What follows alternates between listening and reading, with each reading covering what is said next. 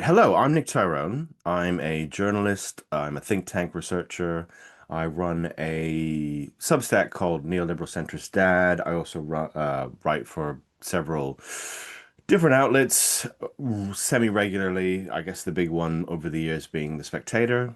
I ran a Substack for about 3 years called This Week in Brexitland, which was very much a call to arms around uh, being anti-Brexit and why Brexit was a bad idea. Just to clarify, I haven't changed my mind whatsoever on Brexit. I'm probably as convinced as ever it was a terrible error and a horrible mistake for the country to have made. But I felt like I ran out of road with it, and I can definitely I will try and expand on it here, but I also am happy to take questions on it. So when we get to that, by all means, fire away.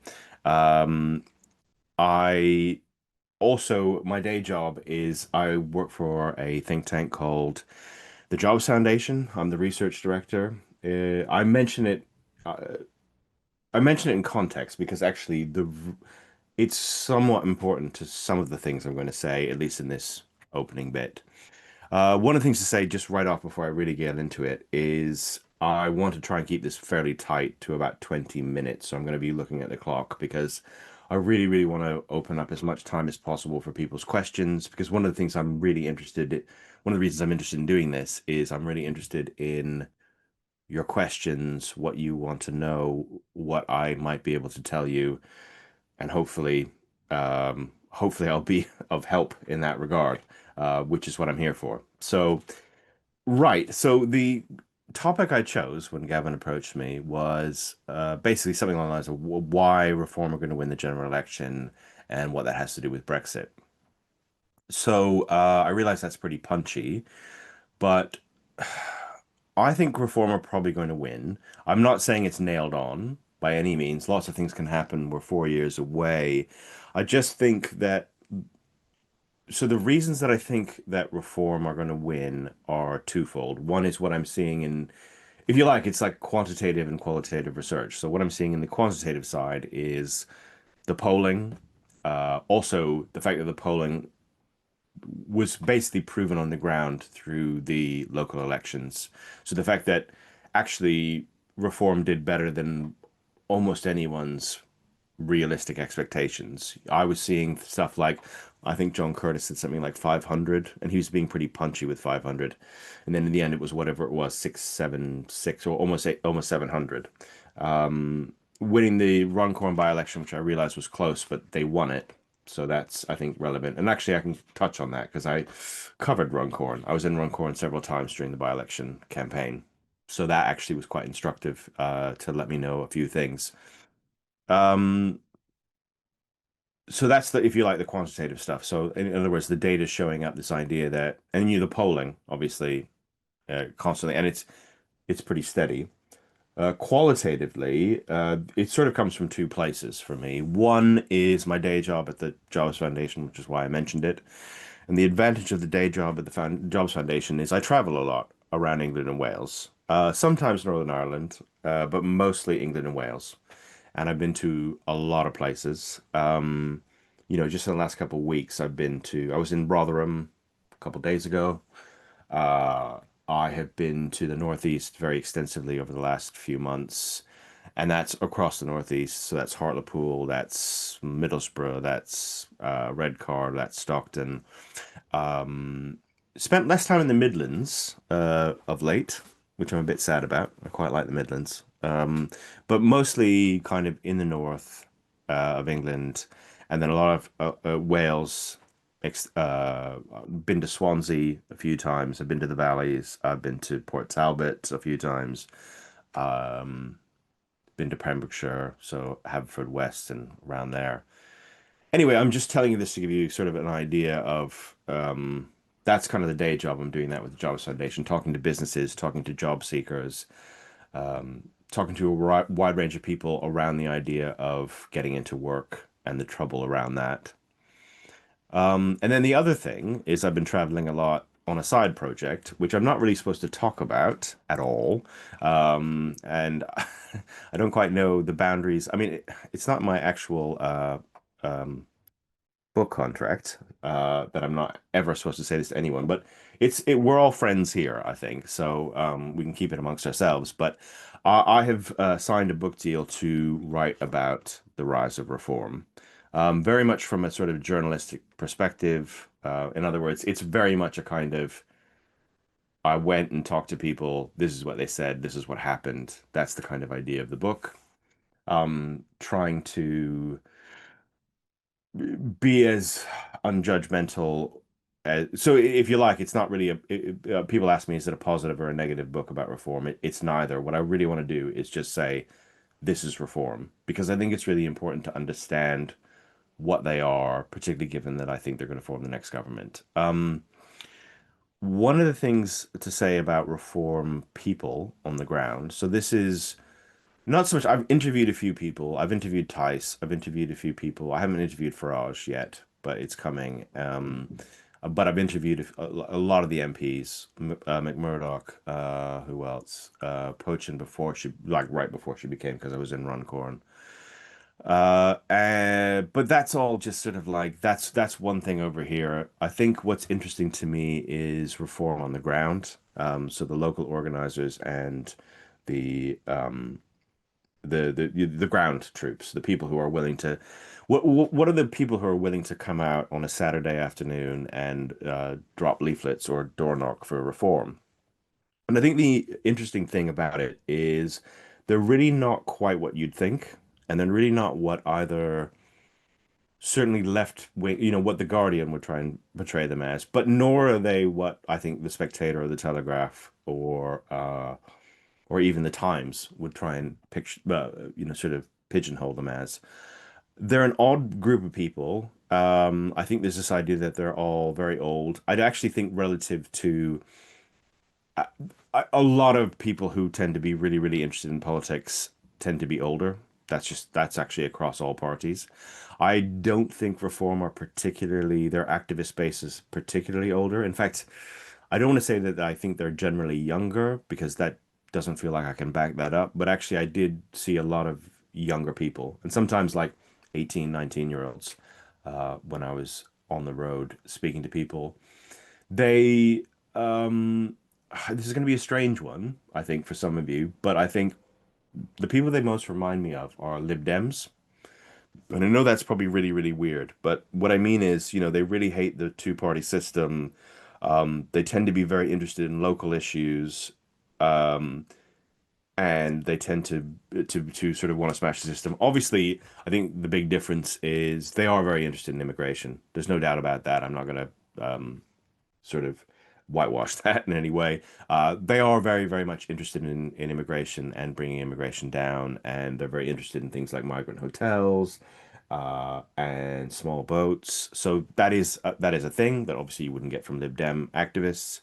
But I also heard stuff like, they're very proud. They were very proud of the fact that, they had a Muslim Asian chairman and Yusuf and all that sort of stuff.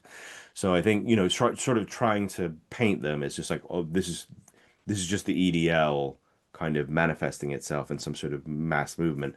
I mean, I don't think that would be possible because I just don't think something like the EDL could be a mass movement. I just don't think there's enough people that really think that way. And I think one of the ways that Reform are doing this is they're downplaying it. I think one of the big moments for Reform in recent memory was Farage basically disavowing Tommy Robinson. There'll be people on the right saying now, for various reasons, that that was a mistake for Farage to have done. I don't think it was. I think one of the things that Farage is trying to do is he's trying to paint himself as a much more centrist figure. The Tories are helping him in this, partially by just being a bit nuts and being all over the place, but also more specifically, I think the Tories. I think Farage wants reformed. Sorry, the Tories to move continuously right. He wants the Tories to be more right wing and more right wing. I think the idea from reform is, it'd be great if Rupert Lowe became a Tory, if Jenrick became the leader, and they really went for the whole thing. Maybe they just embraced Tommy Robinson full stop. And then Farage can kind of paint himself as the center right person, which I think to lots of you will sound fairly ridiculous given the history of Nigel Farage. But I actually think that he could pull that off. I mean, partially because of the sort of insanity of the Conservative Party. Um, but I think one of the things to touch on with some of and this is the thing I really want to get to because we obviously I want to tie this back to Brexit, and I know that's the thing you're really interested in, and I think there is an interesting angle here. Um, I think there's a couple. So a big one is when you speak to reform activists. So again, I want to talk about this is reform activists. These are people delivering leaflets for reform. I think one of the things that I have found interesting thus far is they are not very Brexity, lots of them. Some are, I mean, some are very much. But actually, it's an interesting thing is you would think that you would think of reform activists, right, as being the apex of sort of pro-Brexit feeling.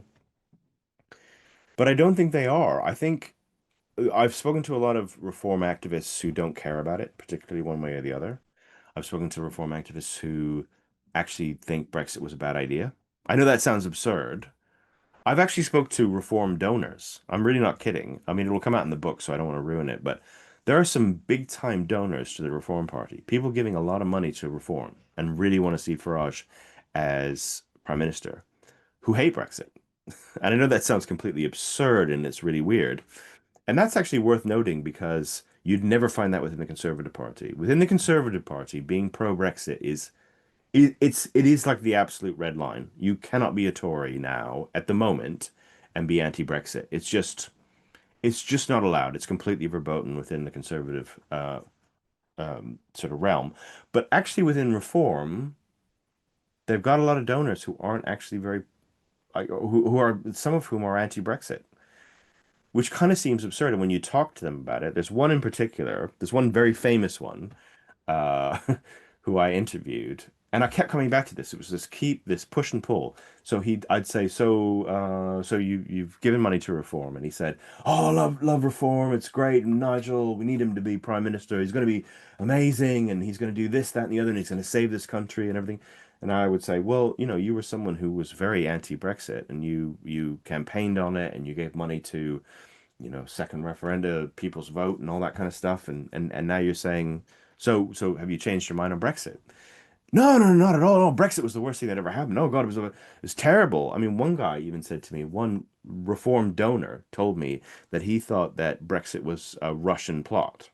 Right? He said that he felt that Putin had somehow personally manipulated the vote, and that's why we ended up leaving the EU. I mean, genuinely, weird when you're looking at it from my perspective of going into reform donors and this is what you're getting. In a sense, fascinating that weirdly, I don't think reform are as tied to Brexit as the Conservative Party, which is very, very odd. The other thing to say, though, I think more in like a sort of uh, taking a wider view, is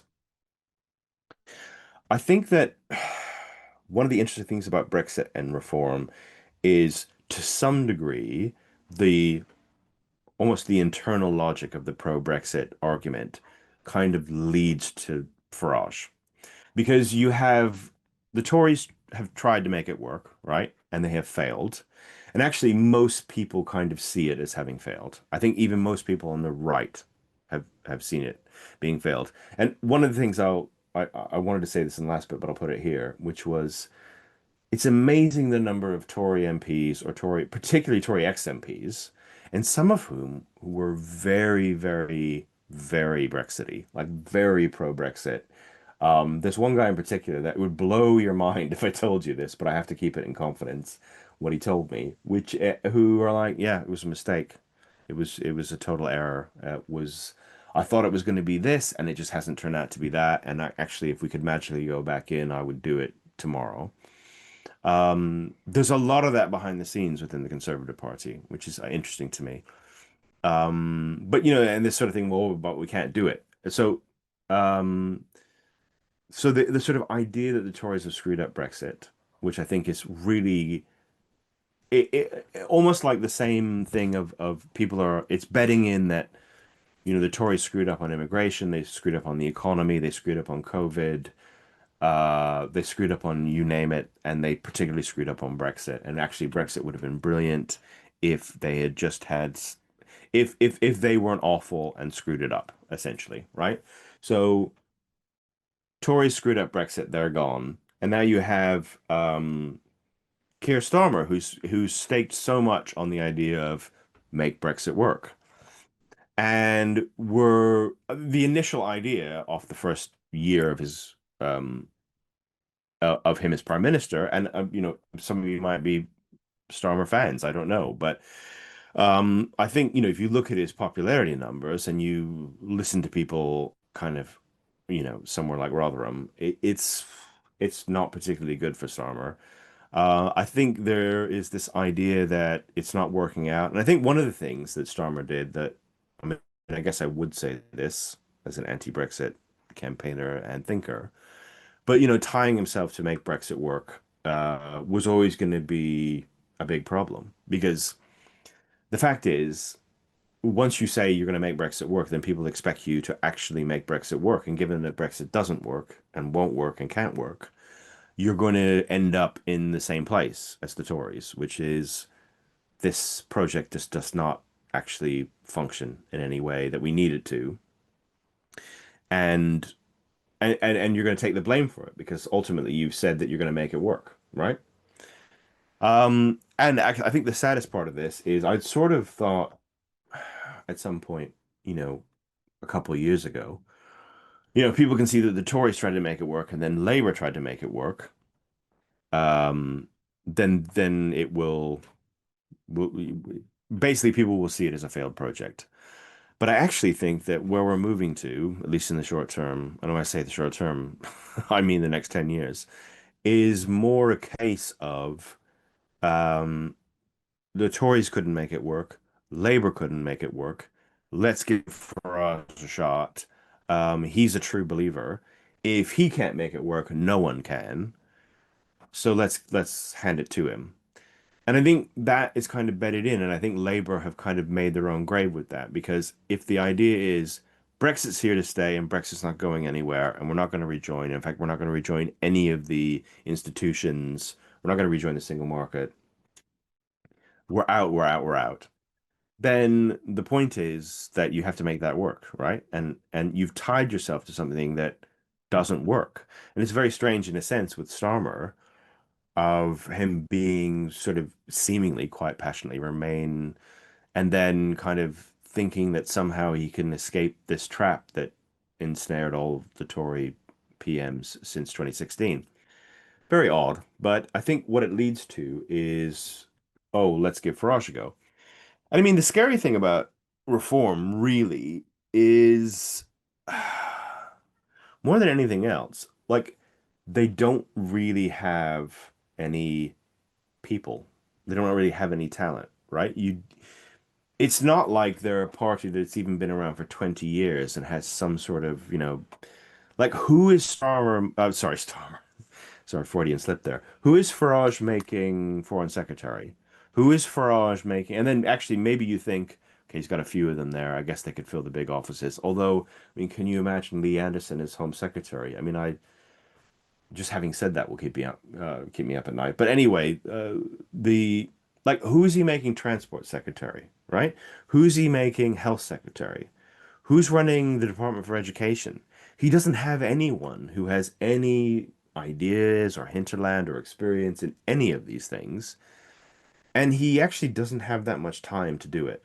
So one of the things that really scares me is the idea that Farage becomes prime minister and actually fails like worse than Starmer, actually, in a way, like much worse. Because if you look at what's happened to Starmer, I think they went in with a few faulty ideas about how government works. But, look, at the end of the day, however much you want to critique how Reeves has done as treasurer, like, she is, uh, she's a serious person.